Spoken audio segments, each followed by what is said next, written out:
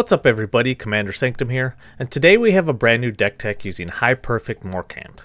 Morcant is a 4/4 elf noble for 2 black-green that has, whenever Morcant or another elf you control enters, each opponent blights one, and tap 3 elves you control to proliferate. Blight is a fascinating new mechanic from Lorwyn Eclipsed that forces a player to put a -1/-1 counter on a creature they control.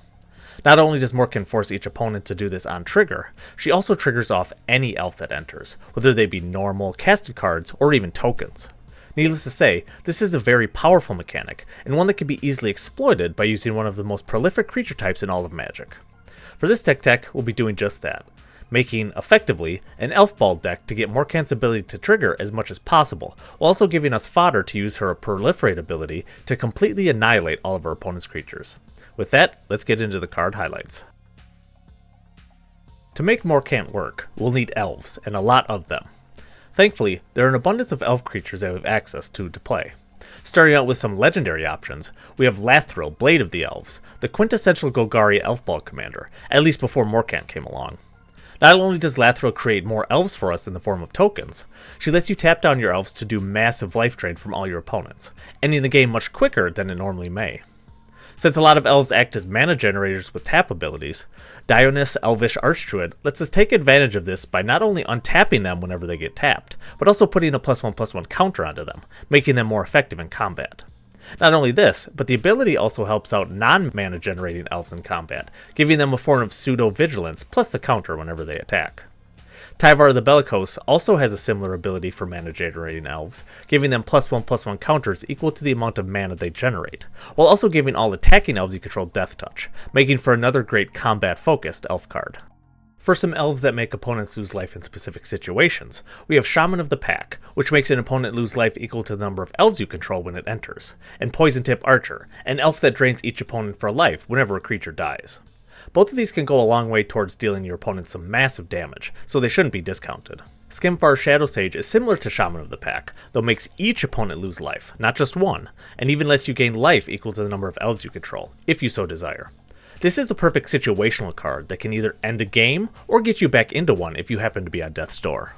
For more utility-style elves, we have Well-Wisher, which can act similar to Skemfar Shadowsage's life gain ability, though on a tap ability instead of an enters. It even counts your opponent's elves, so if you happen to be facing another elf ball deck, or one that just coincidentally has an elf out, you'll be able to gain even more life each turn. Azuri Renegade Leader can help protect your elves from being destroyed thanks to his regeneration ability, but also acts as an overrun for your elves if you want to close out the game from an all-out attack. Evolution Sage is very synergistic with Morcant, letting you proliferate whenever a land you control enters.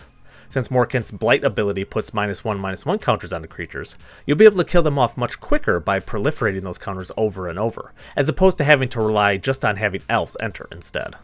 No typal deck would be complete without lords, and boy, do elves have quite a few of them. In the general sense, lords are typically considered those cards that give a power and toughness boost to a certain type of creature, similar to how anthem effects work. For this, we have Imperious Perfect and Elvish Archdruid, both of which give your other elves a static +1/+1. Not only that, but the Perfect even lets you create an elf token each turn, perfect when paired with Morcant's Blight ability, while the Archdruid can tap for mana equal to the number of elves you control. Needless to say, in a deck like this, the Archdruid will be generating you tons of mana to use for other spells. One such use of that mana could be Galadrim Brigade, another card with an Elf Lord ability and has Squad, meaning you can make as many tokens of the brigade as you have the mana for. The more brigades you can make, the more Morcant triggers you'll get, and the bigger your entire elf army will be, making it truly a win-win scenario. Dwynen, Guiltleaf Dane, Leafcrown Visionary, and Elvish Champion are also all elf lords, giving other elves you have +1/+1, with varying abilities as well. The Visionary can make for a great source of card draw, letting you pay a green mana to draw a card whenever you cast an elf spell. Alongside the power and toughness boost, the Champion gives all your elves Forest Walk, making them unblockable against any opponent that happens to have any basic or non-basic forests out. This can be a great way to really RKO someone out of nowhere, since there'll be plenty of times where you'll have a massive army and an opponent will have a forest, letting you kill them outright with combat damage. Dwynen acts as another elf-based life gain source, giving you 1 life for each attacking elf you control whenever she herself attacks. Like before, this incidental life gain can come in very handy in situations where you may be the arch enemy at the table and have taken a lot of damage over the course of the game.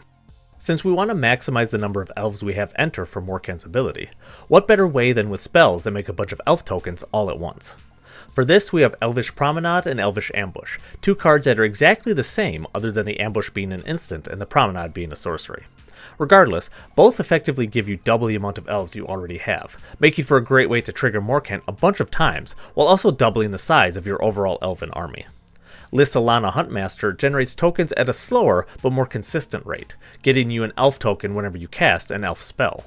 One cool thing about Elvish Promenade is that it counts as an elf spell, since it's a tribal sorcery, making it so you get an extra token from the Huntmaster before it actually would end up resolving.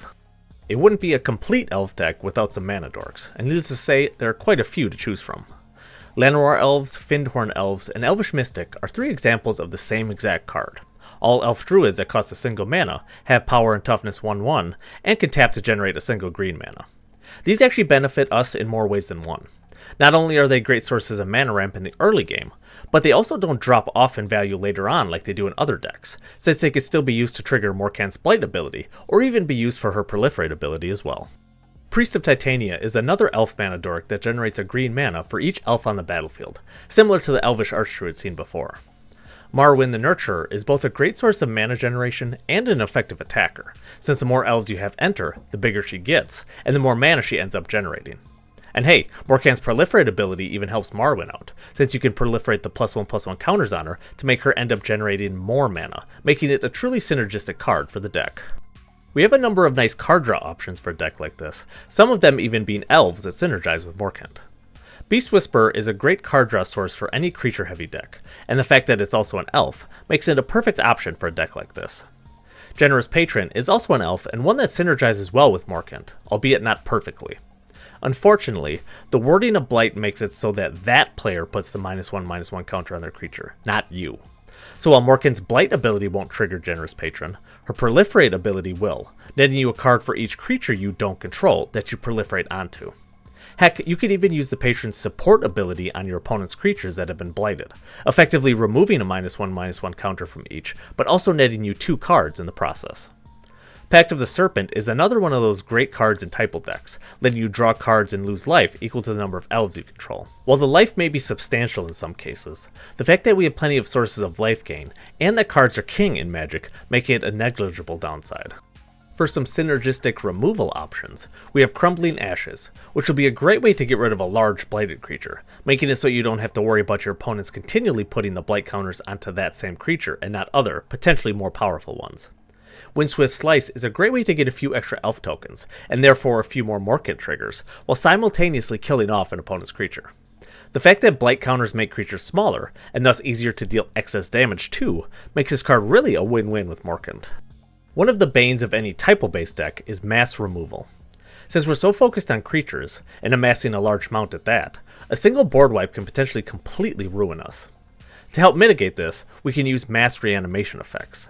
These not only get our elves back onto the battlefield, but can also help re-trigger Morcant in mass, turning a simple reanimation spell into, potentially, a one-sided board wipe as well.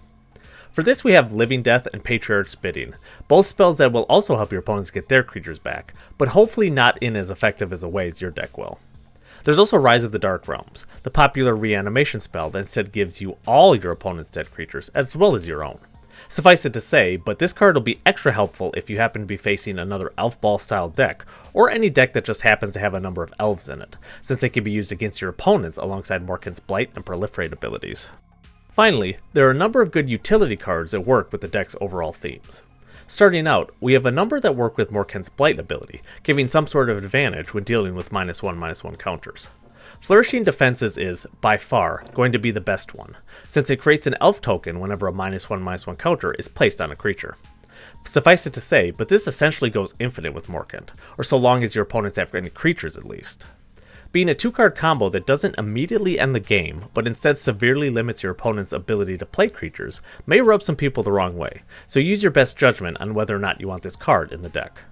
Beyond this, we have Nest of Scarabs, which does the same thing as Flourishing Defenses, but makes insects instead of elves, and Blowfly Infestation, which lets you put additional -1/-1 counters onto creatures whenever one dies it already has one. Funnily enough, these two cards themselves go infinite, since you can constantly put the -1/-1 counter from the infestation onto the insect created by the nest, but they require other cards to actually do anything, such as one that cares about creatures entering or dying. Even more funny is that adding Flourishing Defenses into the mix lets you use this infinite combo to an actual advantage, since you'll be able to generate an infinite army of 1/1 creatures with all three. The defense is the only card that enables the other two's combo in this deck, however, so it's still the primary card to remove if you don't like the idea of using such a combo. Tyvar Kell is a great way to both let your non-mana dork elves generate you mana, or even help with mana fixing with your mana dorks, since they'll now be able to tap for either of your colors for the deck. His token generation ability, and especially his ultimate, are great additional aspects of this card, making it an all-around great situational card to have out. Contagion Engine helps with killing your opponent's blighted creatures faster, since for a small 4 mana you'll be able to proliferate twice, really ramping up the number of -1/-1 counters onto your opponent's creatures. Phyresis Outbreak is also another great way to get -1/-1 counters on your opponent's creatures, while giving you an alternative win condition of poison as well. Since Morcant can proliferate, and poison counters can themselves be proliferated, playing this card essentially puts your opponents on a clock, and potentially a short clock if you happen to already have a ton of elves out on the battlefield. To help with this proliferation for Morcant, we have a few cards that let us untap all of our creatures. Again, this can be useful in multiple scenarios, whether you want to use your elves to proliferate with Morcant, or to give them a form of pseudo-vigilance by letting you untap them after attacking. Mobilize and Vitalize both do this exactly same thing for a single green mana, with Vitalize even being an instant, letting you use it to sneak block your opponents and potentially wipe out their board in a more traditional combat-based way. Here's an example deck list utilizing all the previously mentioned cards. Additional cards include some elf token utility cards in Parallel Lives and Galadrim Ambush, more synergistic removal spells in Kindred Dominance and Black Sun Zenith, and some great utility lands in Wirewood Lodge and Yavimaya Cradle of Growth. Elves have always had a number of different commanders to choose from, but I think High Perfect Morcant is going to become one of the more popular ones available. The top elf commander is currently Lathril, and while Lathril is amazing in its own right, I honestly think Morcant is going to end up being the better one to use. Now, the two decks do benefit from different strategies, even if they both want to play a lot of elves. Lathril is more of a Voltron commander to get a bunch of elf tokens generated, while Morcant cares more about counters and enter triggers. Still, I think the fact that Morcant can more easily control your opponent's boards, thanks to the Blight ability, is really where she shines. Due to the way that Blight is worded, and the fact that it doesn't target, means that generating a bunch of elf tokens at once and getting a bunch of Morcant triggers on the stack doesn't allow an opponent to simply put all of those counters on one creature, even well past they would normally die.